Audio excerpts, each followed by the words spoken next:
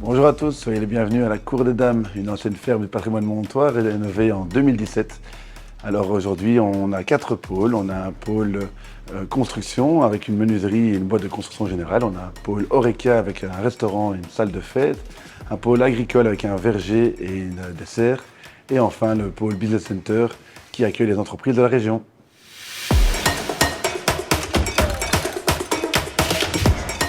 On a choisi 4 valeurs qui sont primordiales pour notre société. Les 2 premières valeurs sont la confiance et l'optimisme. On travaille également avec tous des producteurs de la région. On est en confiance avec nos producteurs, ils savent qui on est, on les connaît. Notre objectif est donc de créer un réseau en interne dans notre groupe, mais également en externe avec des acteurs de la région pour avoir un impact social sur la région et en interne. Notre dernière valeur, c'est la convivialité. C'est une valeur très importante pour nous. D'ailleurs, on l'exprime bien ici, on est dans un lieu de fête. C'est une salle qui accueille beaucoup de mariages. Mais cette convivialité n'est pas uniquement faite pour les Montois, elle est également faite au sein de notre groupe. Les employés de toutes les sociétés peuvent venir manger chez nous, ils ont un prix préférentiel, on fait des team building intra-société. On essaie vraiment de faire en sorte que chacun se connaisse et qu'on puisse avoir un chouette impact entre nous et créer une vraie cohésion sociale dans notre groupe. On travaille également avec les écoles de la région pour accueillir des stagiaires, pour accueillir des futurs menuisiers ou tailleurs de pierre ou ferronniers qui nous permettent de vraiment avoir un impact sur notre région. Cumulées, ce sont toutes des petites choses qui font que notre projet a un impact social positif.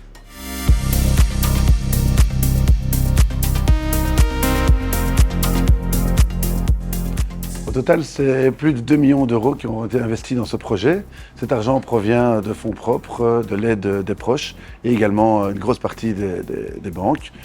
Cet argent a permis de rénover l'entièreté du site et également la construction de 2 serres de 900 mètres carrés.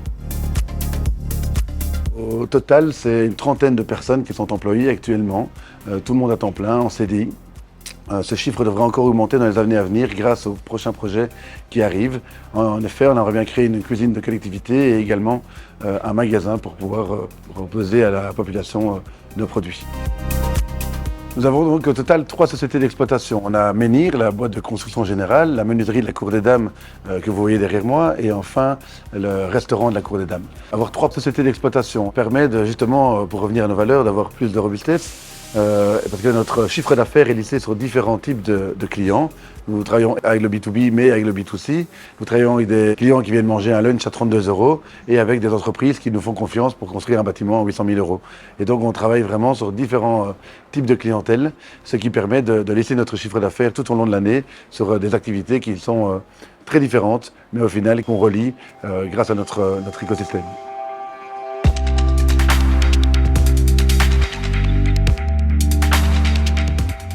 La gouvernance est un sujet très important également au sein de notre structure. On a créé ça à 2 avec François et ensuite on a créé un board, donc c'est un comité exécutif qui s'occupe de gérer l'ensemble de différentes sociétés. Et donc on est 4 dans ce comité. En plus de ce comité, donc, on a également un comité d'experts qu'on appelle le Grand C. C'est un comité d'avis qu'on réunit plusieurs fois par an, auquel on expose nos projets, les grands trames de notre société et on se fait challenger sur différents aspects. Voilà, ce sont des avis qui sont totalement neutres. Le but, c'est uniquement de nous aider dans le choix qu'on fait.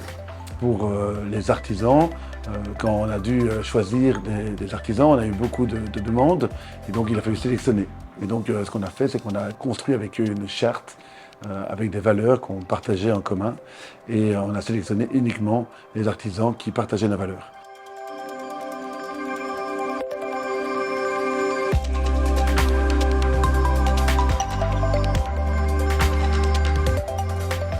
Comme notre projet est à 360 degrés, forcément on ne s'est pas arrêté uniquement à la rénovation des bâtiments, mais on a également porté la réflexion sur l'énergie. Et donc l'ensemble de nos toitures est équipé en panneaux solaires, donc on est quasiment proche de l'autonomie énergétique. Nous récupérons 100% des eaux de pluie du site pour alimenter notamment les citernes. Ces citernes permettent d'alimenter en eau la serre qui après nous permet de fournir le restaurant en légumes. Et donc on est vraiment dans un circuit court, ultra court, car tout se fait sur le même site. C'est grâce à Laurent et François qui sont derrière moi que cette serre qui produit des légumes bio. Ces légumes sont utilisés dans le restaurant pour produire les plats du jour. Le bio est vraiment important pour nous parce qu'on fait attention à la provenance de nos produits. Les bières, par exemple, viennent de la province du Hainaut. Principalement, on a également du reste de la Wallonie, mais on essaie vraiment de se concentrer sur ce qui est produit proche de nous. Les alcools sont belges également. Certains, très peu, viennent de France, mais la plupart, tout ce qu'on peut faire venir de Belgique, on fait venir pour réduire notre empreinte carbone au maximum. Petite anecdote par rapport à notre carte du restaurant, nous indiquons à côté de chaque plat le nombre de kilomètres que le produit a parcouru avant d'arriver dans l'assiette des clients.